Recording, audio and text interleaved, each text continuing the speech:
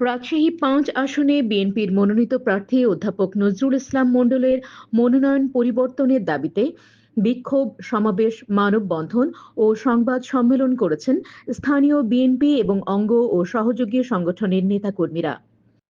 রবিবার বিকেলে দুর্গাপুরে উপজেলায় বিক্ষোভ ও সমাবেশ শেষে দুর্গাপুর প্রেস ক্লাবে সংবাদ সম্মেলন করেন মনোনয়ন বঞ্চিত ৩ প্রার্থী।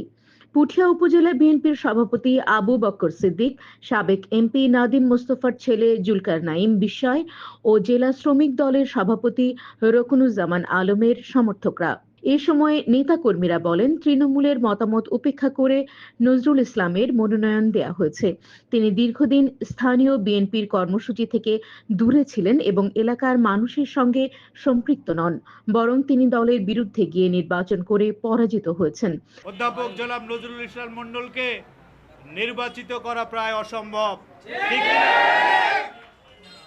এহেন পরিস্থিতিতে পুঠিয়া দুর্গাপুরের জাতীয়তাবাদী দলের সর্বস্তরের নেতাকর্মী ও সাধারণ জনগণের প্রাণের দাবি বিএনপি চেয়ারপারসন দেশনেত্রী বেগম খালেদা জিয়া, যিনি ১৭ বছর লন্ডনে থেকে দলকে নেতৃত্ব দিয়ে আসছেন, সে আমাদের ভারপ্রাপ্ত চেয়ারম্যান জনাব তারেক রহমান এবং জাতীয় নেতৃবৃন্দর কাছে আকুল আবেদন, রাজশাহী ৫-৫৬ সুবিবেচনা করার জন্য সবিনয় অনুরোধ জানাচ্ছি।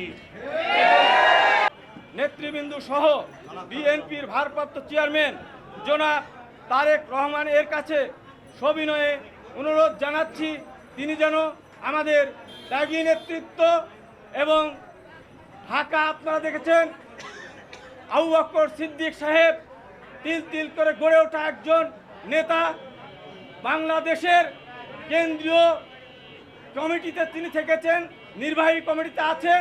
আপনারা দেখেছেন কেন্দ্রীয় নির্দেশে দলের নির্দেশনা মেনে তিনি ঢাকা সহ রাজশাহী জেলা, রাজশাহী বিভাগ এবং দুর্গাপুর পুঠিয়া প্রতিটা প্রোগ্রামে, আমি বলবো ইউনিয়ন এবং ওয়ার্ডগুলোতেও তিনি সমস্ত দলের কার্যক্রমের সঙ্গে এবং ফ্যাসিস্ট হাসিনা বিরোধী আন্দোলনে সম্পৃক্ত ছিলেন। আমি সবিনয়ে অনুরোধ করব আমাদের প্রিয় নেতৃত্ব জনাব তারেক রহমান সাহেবের কাছে এবং কেন্দ্রীয় নেতৃত্বের কাছে, তিনি যেন আমাদের মনের কথাগুলো বুঝে, আমাদের বেদনাগুলো বুঝে তিনি যেন নজরুল ইসলাম সাহেবের নমিনেশন প্রত্যাহার করে এখানে নমিনেশন দেয়। আমরা মনে করি আবু বকর সিদ্দিক সাহেবকে নমিনেশন দিলে তিনি যোগ্য একজন হাতের লোকে নমিনেশন দিবেন এবং আগামীতে দুর্গাপুর পুঠিয়ার এই ৫ আসন ইনশাল্লাহ আবু বকর সিদ্দিক সাহেবের মাধ্যমে আমরা বিএনপিকে উপহার দিতে চাই। পুঠিয়া দুর্গাপুরের আসনটি। এছাড়াও সোমবার বিকেলে পুঠিয়ার বানেশ্বর বাজারে সংবাদ সম্মেলন ও মানববন্ধন করেছে মনোনয়ন বঞ্চিত ৫ প্রার্থীর সমর্থকরা। সংবাদ সম্মেলনে তারা বলেন, ১৭ বছর ফ্যাসিবাদে জুলুম নির্যাতনের পর এখনো ষড়যন্ত্র চলছে। এসব ষড়যন্ত্রের বিপক্ষে ধানের শীষকে রক্ষায় সকলে ঐক্যবদ্ধ। তারা বলেন, পুঠিয়া দুর্গাপুরের জনবিচ্ছিন্ন নেতা অধ্যাপক নজরুল ইসলাম মণ্ডল, তিনি কর্মী বান্ধব নন, কাজেই জাতীয় নির্বাচনে প্রার্থী দিলে আসনটি নিশ্চিত হাতছাড়া হবে বিএনপির। সংবাদ সম্মেলনে অভিযোগ করা হয়, ১৯৯৬ সালে মনোনয়ন না পেয়ে নজরুল ইসলাম মণ্ডল টেলিভিশন প্রতীক নিয়ে স্বতন্ত্র থেকে নির্বাচন করে পরাজিত হন। ২০০৮ সালেও তিনি পরাজিত হয়েছিলেন। গত ১৭ বছর তিনি ফ্যাসিবাদী আওয়ামী সরকারের তাবেদারি করায় তার বিরুদ্ধে কোনো মামলা হয়নি। বিষয়গুলি বিবেচনা করে প্রার্থিতা পরিবর্তনের জন্য প্রার্থীর ভারপ্রাপ্ত চেয়ারম্যান তারেক রহমানের হস্তক্ষেপ কামনা করেছেন তারা।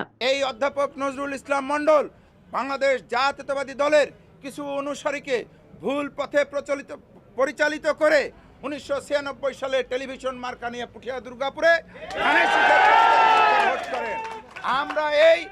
আমরা এই দলের সিদ্ধান্তের বাইরে যিনি নির্বাচন করেছেন, আমরা দলের হাইকমান্ডকে আবারও বিনীতভাবে পুঠিয়া দুর্গাপুরের বিএনপির নেতা কর্মীকে এবং ধানের শীষের প্রতীককে রক্ষা করার জন্য জনাব তারেক রহমানকে আমরা উদাত্ত আহ্বান জানাচ্ছি, আপনি আবারও আপনার তদন্ত টিম দিয়ে এবং বিভিন্ন গোয়েন্দা সংস্থার টিম দিয়ে পুঠিয়া দুর্গাপুরে আবারও আপনারা জরিপ চালান।